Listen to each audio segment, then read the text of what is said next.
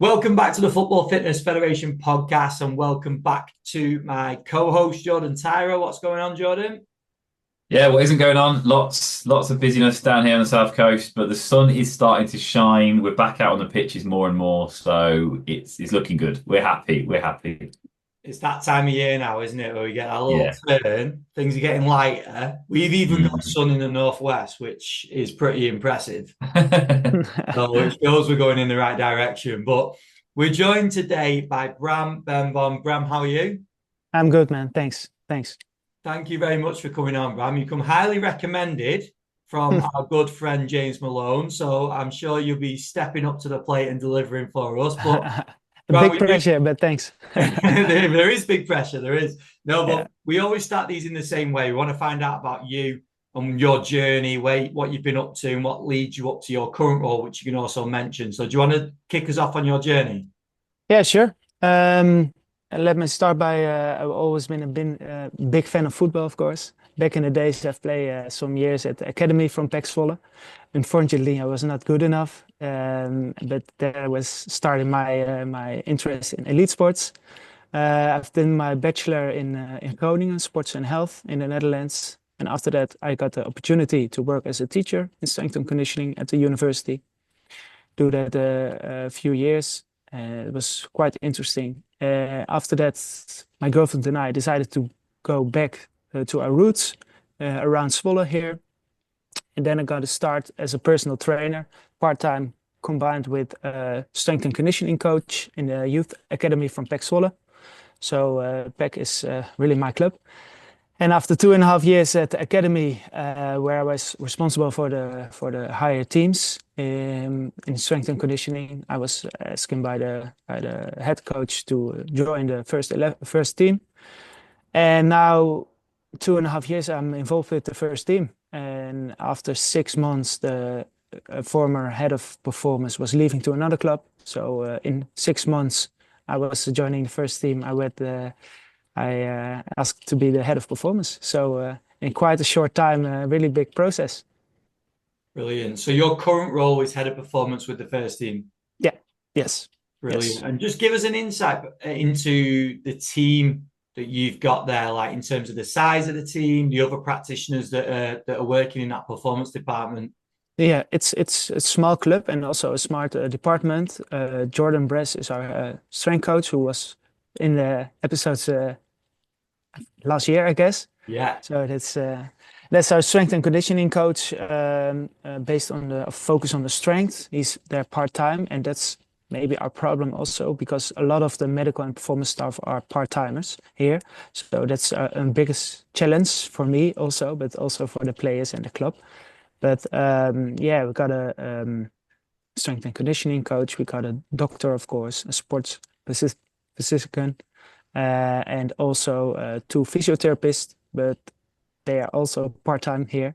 So that's it's not the biggest club, but it's a nice club and also nice staff and colleagues to work with. So is it mainly yourself that's in a full-time position? Yeah, only me is I am full-time from the medical and performance staff is are full-time, and also the guy who do the massage is full-time, and then the rest is part-time from the medical and performance staff. So that's interesting. I can say that. Yeah, and that's definitely going to be a challenge, isn't it? In terms, I imagine in terms of like collaboration and you being able to build relationships with people and sort of work in Yeah. that collaborative fashion. How does that work then with people in on different days? Is that a big challenge that you face? Yeah, it's a big challenge, and the communication has to be so important. So we 24/7 on the phone. The medical things we discuss on the phone, or maybe through Silo, the web messenger for medical things, of course. And the handovers day by day is so important. So we start together, who's involved that day, and afterwards, at the end of the day, we discuss how was the day, what we're going to face the next day. So the communication is so important. So that's our biggest challenge every day. But I must say it's it's quite okay. But for the future, we want to have more full-timers over here, of course. Because we speak a lot, obviously, about communication, Jordan, but a lot of it is normally face to face, isn't it, with people in the same building? But that's quite a unique challenge, isn't it, in terms of not having people at the club at the same time? Yeah, it definitely is. I feel for you there because I've been in similar situations where you're trying to liaise 24/7, and it's like, I just want you here to sort of speak to you face to face or whatever it might be. But I think that probably puts a lot of people who might listen to this, if they are in big performance departments and stuff like that, if they're at bigger clubs, etc., they'll probably think, oh, actually, yeah, we've got it all right here. So it's definitely, I can understand those challenges that you must be facing. But I suppose when you have those people in the building, their time is golden, isn't it? That is like absolutely maximizing what you can get out of them, I'm guessing. Yeah, definitely. And also, for example, they are maybe 20 hours a week available, but they're making 30, maybe 40 hours. So everyone is dedicated and involved, of course. But it's how we have to manage it today. And when I see the table, we have to see how it goes next season. So it's going to be hard. And also for next season, we have to see how it goes. But yeah, it's a big challenge. Definitely. And we've had the conversation. We go back to the episode with the Pompey staff a lot because we got insights from different members of staff at the same time. But we discussed in that episode the sort of benefits to a smaller staff compared to a bigger staff, didn't we?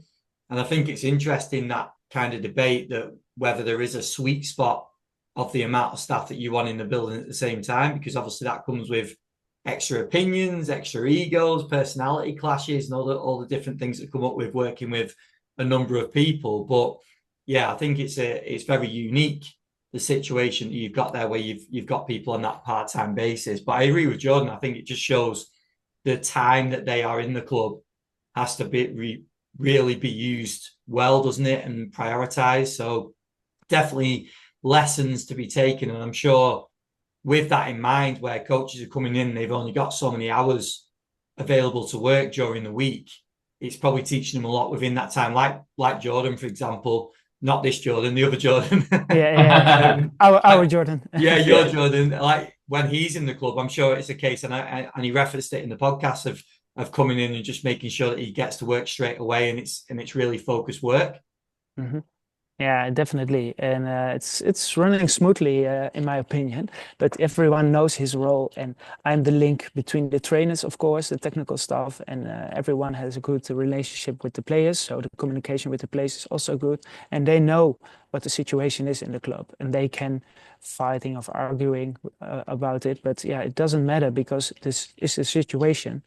And we communicate a lot, and our relationship is also very good because everyone wants to achieve the same thing, to stay on the highest level, of course.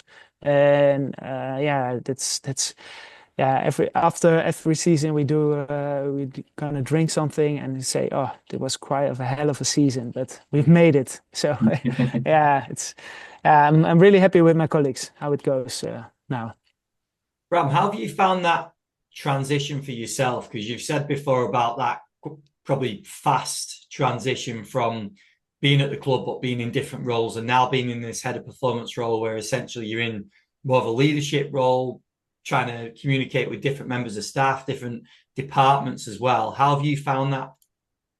Yeah, it was the transition from the academy to the first team was perfect because that season we got promoted for the second league to the first league, so that was everything was was good, and the head coach back then was really happy with the performance, and he was really focusing on performance. So my start at the first team was really good, and he was we had an important role in that process. So that was really good. And now with the former head coach of the head coach now, it's the same. It's also important, but yeah, the pressure and the first of the league and to stay in the first league. That's the most important for us year by year. So that stress and the things going on over there, that's really important for us. And that's the biggest challenge for us, but also the difference between the academy and the first team. And just within that step into the head of performance role, like you mentioned, the pressure there is with first team football. But has there been anything in terms of your development and specific skills and attributes maybe that you've had to concentrate and develop as well, being in this position now? Is there anything that you weren't utilizing as much before in the academy role and being in this more sort of day-to-day with the players compared to now? Yeah, definitely. I have to make decisions, not only the nicest one, and that's what I have to learn. And also now, because I think I'm good at relationships, and I can sense the place and the staff good. But to make hard decisions, that's not of my qualities, and hopefully in the future also not. But yeah, I'm more a relationship type. Being in a relationship and always see the positive things from people and colleagues.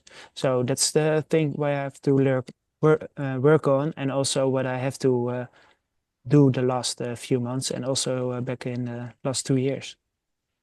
Bram, do you find that, the situation that the club's in, like you said, and having staff who aren't always full time, do you find the buy-in from the players is potentially a bit stronger? Because, like I said, that when you've got all your staff in and they're in there, the players are like, right, this is our time to work. Is that the sort of vibe you get from the players?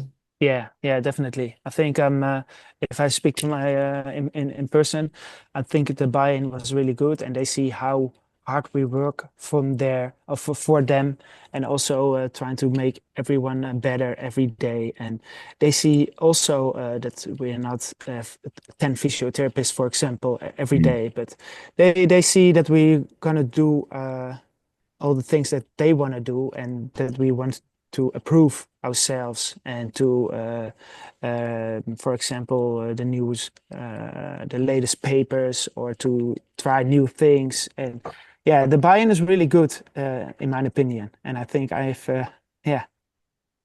speak a lot with the players, and I think I'm good at the relationship, what I mentioned before. So I think the buy-in is okay. No, I think you hit a really important point there that you said. You've got the buy-in, but that's probably come from the fact that the players can see how hard you're working, and that, yes, you have got people in on part-time contracts, but in football, 20-hour contract usually means a 30-hour contract, but you only get paid for 20 hours. It's one of those situations. So the players, it's brilliant that the fact they've appreciated that, and that they go, actually, we can see how hard our staff around us are working just to try and improve us. And I think that's a really important point, because one thing which you can always come back to is that players respond better when they can see that you care as the coach, can't they? So no, I think it's a really important point for anyone listening. But yeah, it's really good to see. How have you? Did you step into the first team and there was already that buy-in, or did you have to sort of try and create a bit more, or was it always there? Is the club just a really good place to be? Yeah, I have to show myself, of course. And from the first day, I think I'm being honest to the guys. And if I can help them, I will help them. And if I don't know something about a specific part of a specific exercise, for example, I always say to the players, "Sorry, I didn't know. I have to check it." Or so I think they love my honesty, and also my work ethic. So I guess from the first month, they see, okay, he's real, and he wants to make us better. That's good. No, I like that. That's a good way of putting it. He's real. I like that one. I think that's the most important. Yeah. Bram, I want to take you back to where you mentioned about these tough conversations, because we talked loads about conversations, communication, and a lot of it will probably be more on the positive side, and doing everything what we just mentioned in terms of building relationships and getting players on side. But what we probably don't talk about enough is like the conflict and these hard, tough conversations that are going to come up. With that in mind, how did you deal with that in your position now? Was it just a case of getting into the position and facing it front on, or did you lean on anyone or get any advice from people to sort of pull from that, maybe their their experiences in a similar role? Yeah, it's a bit of two ways because we have 2 times of evaluation with our medical and performance staff a year. So that is always a good moment to say the good things, but also things we can improve by person. But also sometimes when there's a stress or something is not at the club, for example, or when the situation during a match, yeah, then I can be really angry because the focus and the stress and the adrenaline is that high. But then I will say directly, for example. But when the evaluations are, I can be a little bit softer and try to push it to the positive way, but yeah, say how it is. And but I have to work on that, and it's not the funniest and nicest part of my job, but it's need to be done. And also we have a small club, and it's a warm club, and a lot of players coming back after their career or during their career for the second or third time because it's a warm club and everybody is here welcome. So that's also a bit of the philosophy of the club. So I think, yeah, it's the combination, and that's sometimes it's hard, and sometimes it's with a good communication. Because it's a tough thing to prepare for that, isn't it? Like Yeah, you can definitely. talk to people about those conversations and the sort of things that could potentially come up, but until you're in that position Hmm. to make those calls, and maybe calls that are not going to please everyone, or maybe Yeah, don't agree with everyone else's perspective, yeah, and that's quite a tough position to be in, isn't it? yeah, definitely. And also the conversation, for example, is my a bit young. I'm 34 years old, and some colleagues are old and have been here for 20, 30, 40 years. And then a rookie have to say what he is have to be done. So that's a little bit careful with that and with those conversations. Well, I suppose it comes back to, or you can answer this, but does it come back to having your philosophy and standing strong around your philosophy, and then that's maybe where you can have that strong perspective on something because you believe in what you're trying to push? Yeah, I think so. Yeah, and I think it's what fits best for me, and also in the future. I think I'm not a leader that's gonna push and gonna yell at people. I think I'm never gonna be it, and I don't like it when when the head coach are yelling at me, of course, for example, or the technical director. It's not how I work and how my parents raised me. So yeah, I think that's not nothing. That's on me. So no, I think how I do it now, it's standing close to me, and that's the most important for me.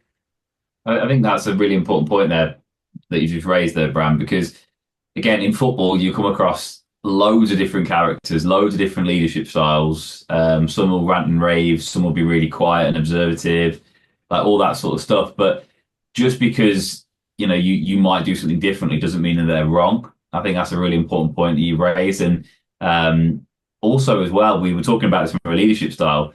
But if you look at it from somebody who you're line managing or looking at somebody like that, they will obviously respond very differently, like you've just said there, to different leadership styles. So I think it's very important for people listening to this, certainly if they are going to be going into sort of a similar role to yourself, is that getting to know your staff really well, and knowing that some people do need a bit of a kick up the backside now and then, and they're just getting a bit lazy, and it's like, come on, that's not good enough, and you have to have a bit of a word. Some of them need a bit of an arm around. Some of them you need to sort of guide them and show them. And I think from what you said there, I think that's really powerful that you're saying, yes, when the technical director's having a pop at me, you don't take it on board. You take it on board, but you don't take it personally, like you're saying. And it's just not the way you do it. But that's not wrong. That's fine. That's just your style. So yeah, that's really interesting. How have you dealt with? Have you ever had to deal with anyone that you are managing who may be taking something slightly the wrong way, and they take it personally? How have you then come about that situation? Pooh. Yeah, I hope that my colleagues are gonna come to me and start a conversation, and they always be talking about each other, of course. Yeah. But yeah, I think we're doing really well. And there was a situation my first year at the trainings camp, and after the trainings camp, we were a few days off. And the first day from the off days, we went back to the club to spoke with one of our colleagues because he was not happy about the situation or what we discussed on the trainings camp.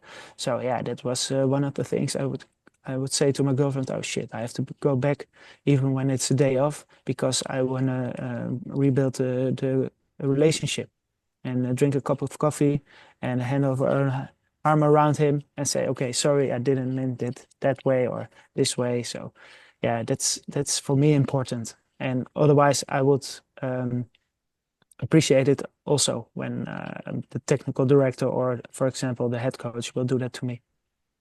I think that's so important as well, like creating those opportunities for whether it's staff or players to come forward and open up. And like Bram just mentioned there, whether it's sitting down over a coffee or whether it's pulling someone on the training pitch and just having that 30-second conversation with someone and just giving that opportunity to speak and get their opinion across is really important, isn't it? But just tying into what Jordan was saying before, I think that one of the important factors as well is the leadership style, which, right, we can tell from speaking to you now, Bram, you're not going to be going around ranting and raving at people, but that's a style, isn't it? And we can probably all think of captains as well at football clubs that have done amazing jobs, but done them very differently.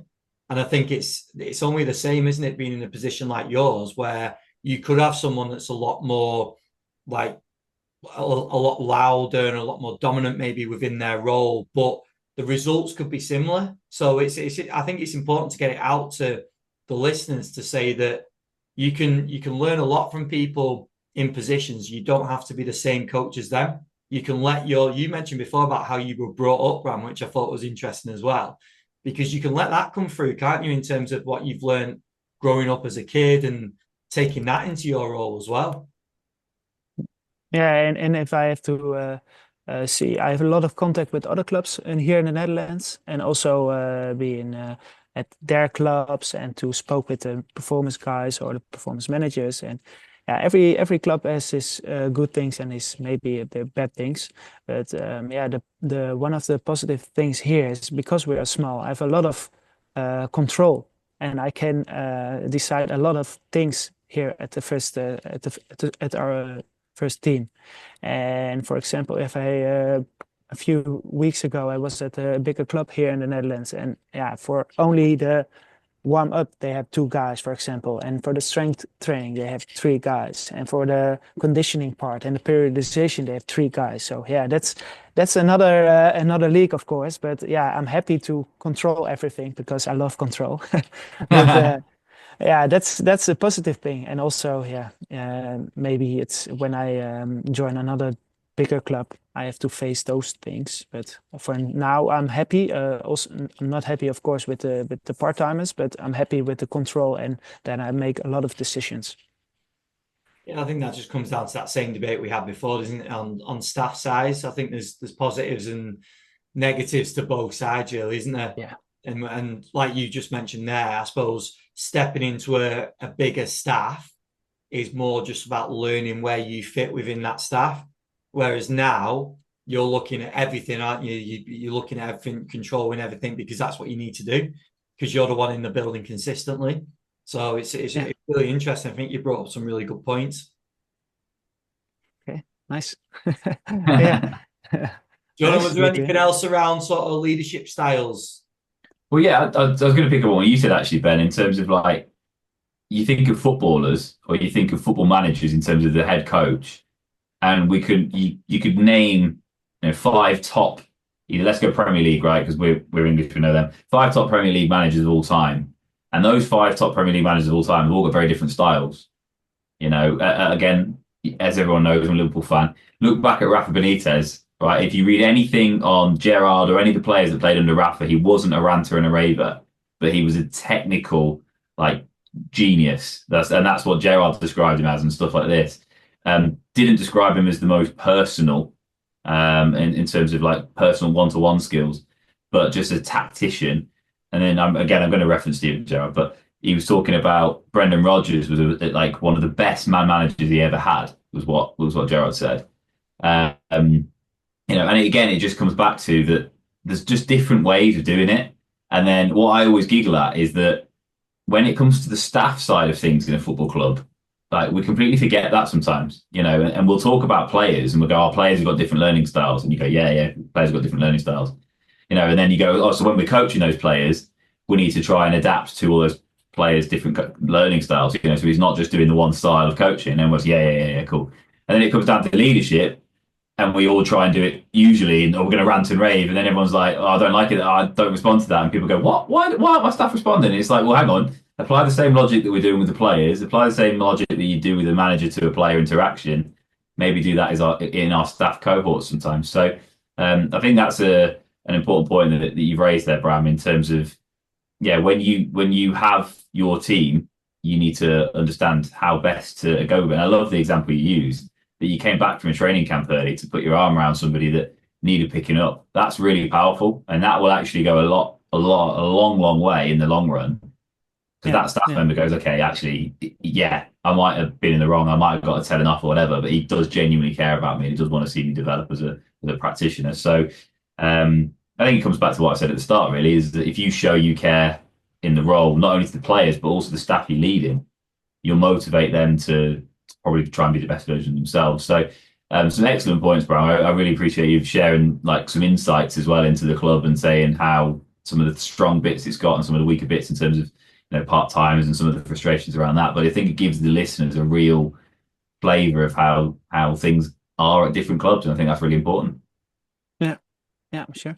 Thanks. And I see Liverpool, Arne Slot is a big name over here in Zwolle. So his painting is on the wall 100 meters from here. Awesome. That's what we like to hear. It is true, though. It is true. Like you think of like current managers, like previous managers. There's so many different personality types, isn't there? So I fully agree with your point there. I think, Bram, I think it'd be great to take it back onto your development. Really keen to dive into your development, and I know you've worked with James Malone, so we can dive into that in terms of how much he supported you with your career and maybe some of the key things you've taken away from working with him. But when you've progressed through your roles, how have you approached that progression? Has it been a case of taking the next opportunity and then sort of dealing with challenges as they come up? Or have you sort of prepared yourself going in, maybe knowing the certain things that you need to progress as a practitioner within that role?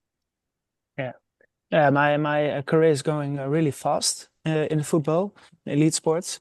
When I was studying the sports and health, I have one goal, and that was working in the elite sports, especially football. So that's going to be really good. But my own development, I'm eager to learn, and that's why I started the mentorship with James, because I saw him on LinkedIn and saw also his post, and it was quite interesting, and we got in touch.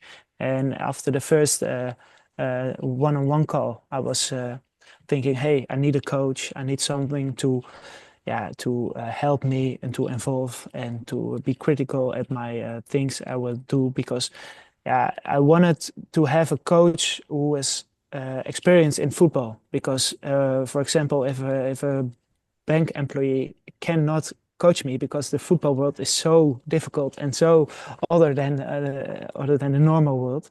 So that's why I was back at James, and we were working out this season, and I'm really happy with him. And also, we achieved some goals, and he's critical at my choices that I make, and he helped me. He helps me a lot, so I'm really happy with him. And that's good. More than enough credits for James. Just on the specifics of that, though, Bram, because obviously, and I'm sure people have heard of James, and if they haven't, he's been on the podcast before. Liverpool's becoming a theme, isn't it? Because Liverpool was James's club as well. We should be talking Newcastle in this one, Jordan, not Liverpool. But anyway, obviously James has worked at the highest level. So you've mentioned there about looking for someone that's worked in football, but maybe had some of the experiences that you're experiencing as well. I think that's important, isn't it? What have been some specific examples of you maybe coming up with a challenge taking it to James and then James maybe guiding you in the right direction? Is there anything that sort of comes to mind?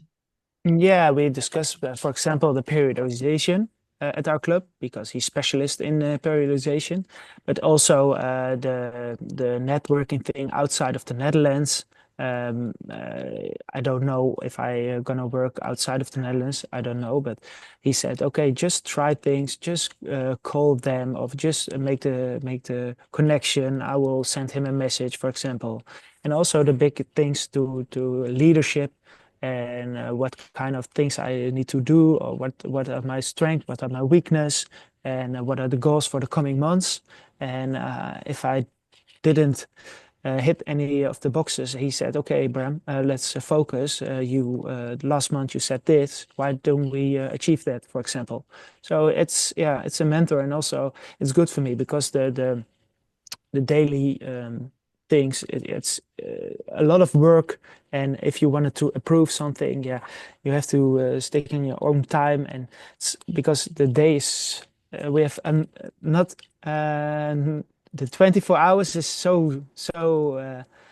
yeah. How do you say it? It just goes too quick. Yeah. It goes really too quick. Yeah, exactly. And then maybe you have to do something outside of the club, but yeah, there's no much time. So yeah, he's been critical and yeah, helped me through is my journey. That's the most important, but also to make decisions, to achieve some things that I have some doubts about it, but also for the future. Okay, what you're going to do? Are you focused on the strength and conditioning? Are you focused on the leadership, for example? Are you focused on maybe being a trainer, for example? So yeah, he helps me a lot with that. Let's come back to that in a second in terms of goal setting, because we'll come back to that in a second. If I forget, you need to pull me back in. But I just wanted to mention before I did, a lot of what you're talking about there is about accountability, isn't it? So having someone to be accountable for. So the fact that you can set goals and things you want to work towards, but then James can check in and check on whether you've actually done the tasks that are needed. And I think we all need that, don't we? There's always times where we feel like we've done enough, or there's a reason, there's no reason why we've not achieved something. And then if someone else steps in and says, well, actually, you've not done all the things that you said you were going to do. I think we all need a bit of that, don't we? So I think that's really a really important point. Is that where you found the most benefit from like a mentorship or having a mentor like James? Yeah, definitely, and also because I'm not looking up to him, but he's a respected guy in our field, and I don't, for example, if I have a meeting with him, I can't say from okay, now I will do it next week. He said, no, you said it, you want to do it now, so focus on now. So yeah, I have to be sharp when I see him or when I connect him, and that's for me also important. Definitely. And also every time when we're done with our session, I have good energy and focus on the goals. So that's for me, it's the most important. 100%. No, I think it's really important. Just back to the goal setting then. You mentioned before about one of your goals was working in elite football. Well, that is done. So, like, what's your thought process around that now? Because that's a goal that obviously maybe you thought it was going to take you longer to do it or whatever, but that's a goal that essentially you've got to. What do you do with that thought process now in terms of goal setting? Do you now set something else? Do you just keep doing what you're doing? Like, what's your process?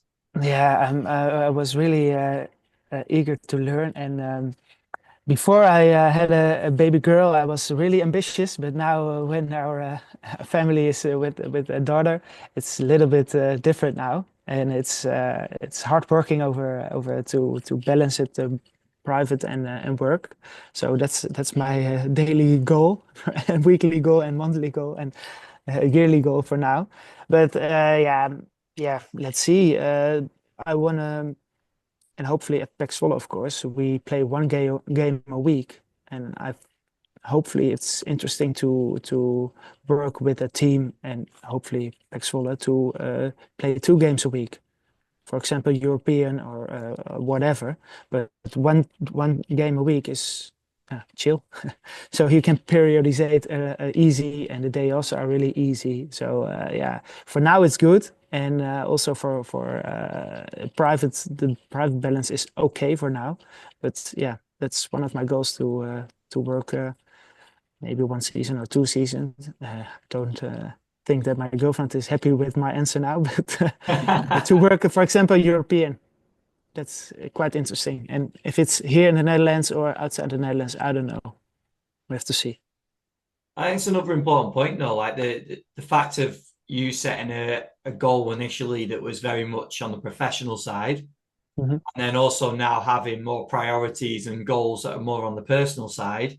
I think that's just how life can tend to go, can't it? So it's not to say you're going to push and set something on the professional side right now, because it sounds like there's other priorities, which is definitely understandable. So no, it's just really interesting in terms of your progression and getting to a point where you feel comfortable in the position, but you've obviously got other things going on at the same time. Yeah, definitely. So yeah, we'll see how it goes for now, but I'm happy how the situation is now.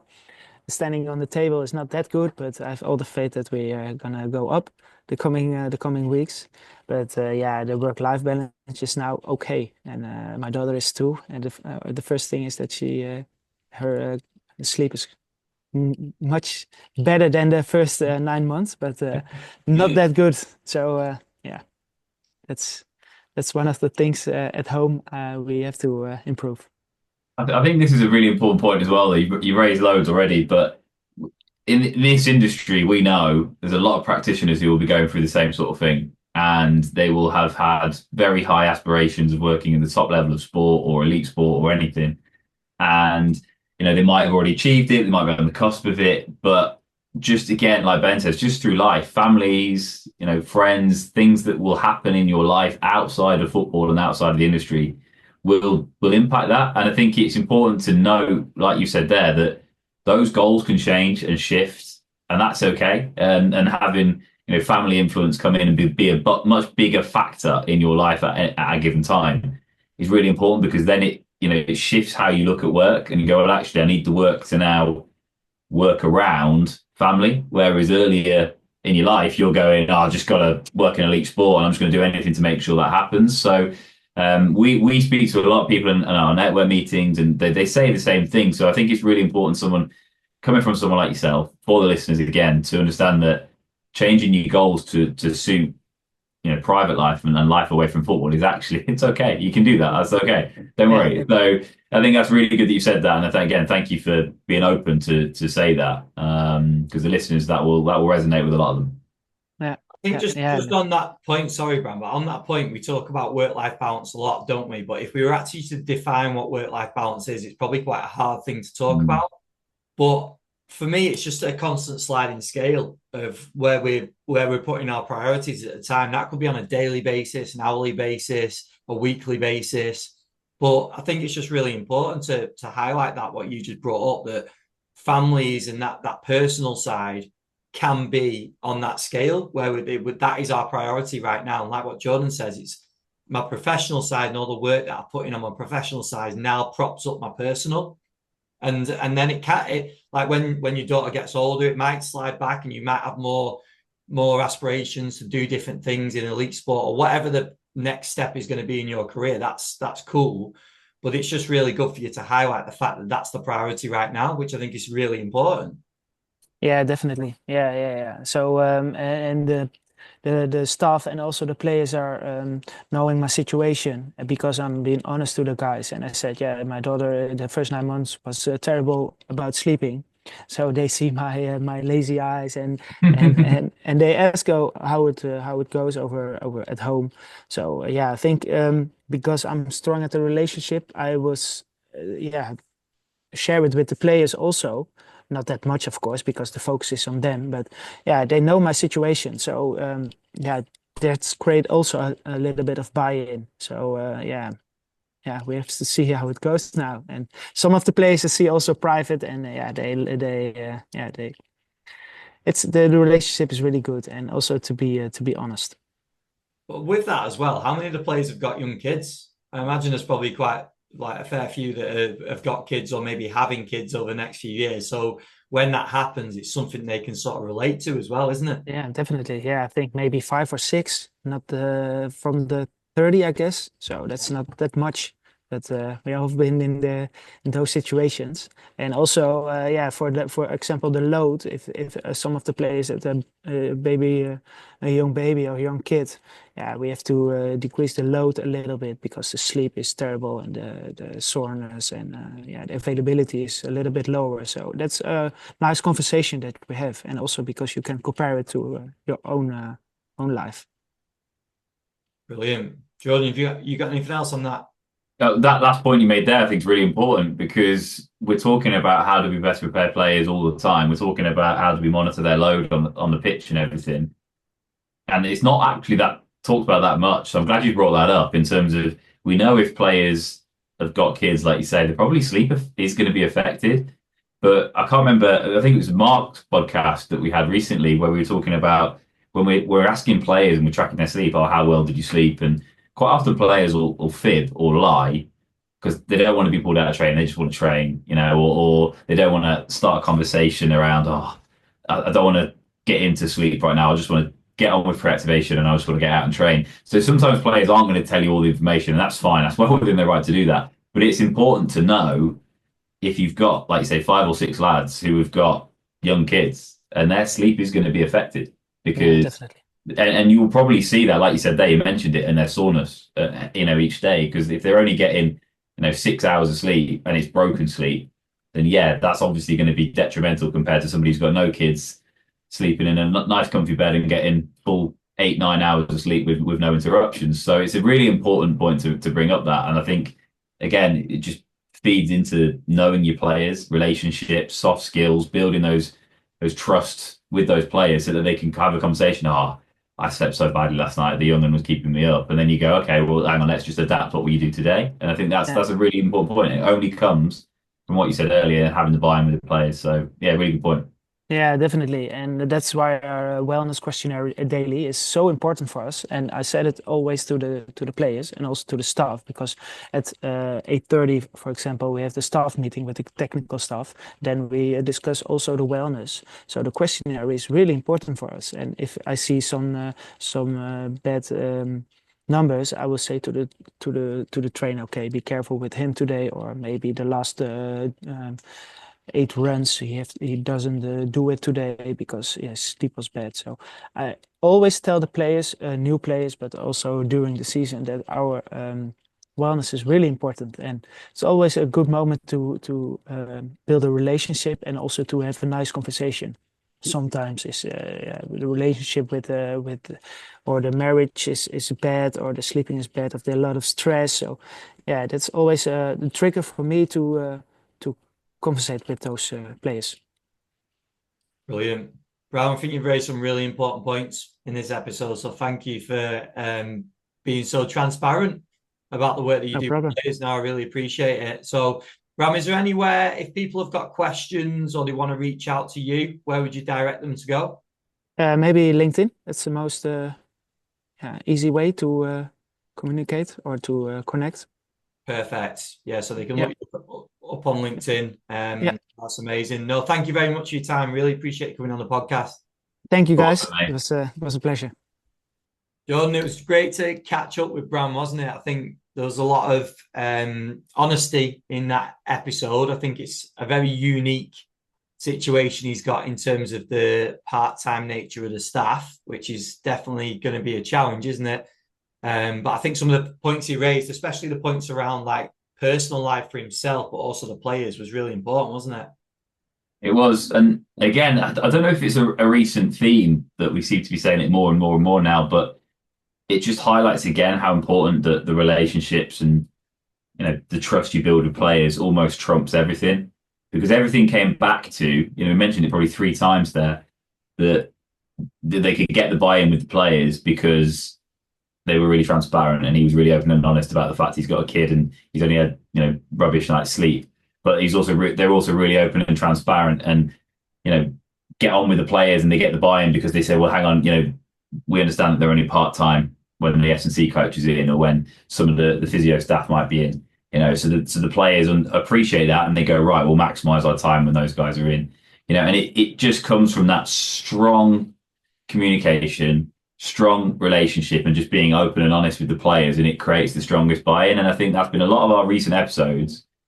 We're definitely talking more about that than we are about the latest technologies and the latest, AI data package software thing, which is going to help our players no end. And don't get me wrong, those things are important. We love information, we love data, but we're just always boiling down to these key fundamental consistent themes. And I think I love Bram's open and transparent approach to that, and saying that I need to be held accountable. I need in my mentorship, I need to just say, oh yeah, I haven't done that this week. I'm going to do it. This is going to improve me. Talking about the leadership styles and how I'm not a ranter and raver, but I can do it this way. And, acknowledging all that sort of stuff. So a really good episode, a really, really good episode. And hopefully a lot of listeners can take a lot from that. I think people will, and especially around that leadership style, because it just shows there are different types of leadership and different types of coaches, and it shows within his role. I know there's not full-time staff at the club, but a head of performance role doesn't always have to be the same sort of type of figure. No. Spoke about this with Hannah Sheridan, I think, as well. Yeah, we did.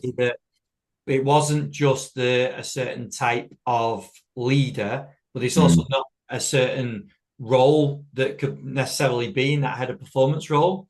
And I think there's a lot of debates around that, isn't it? That it's got to be the right person to suit the staff that they're working with, whether that is someone from nutrition, whether that's a psych, whether that's an S&C, sports science. It could be a number of staff members that fit that at the right time, couldn't it?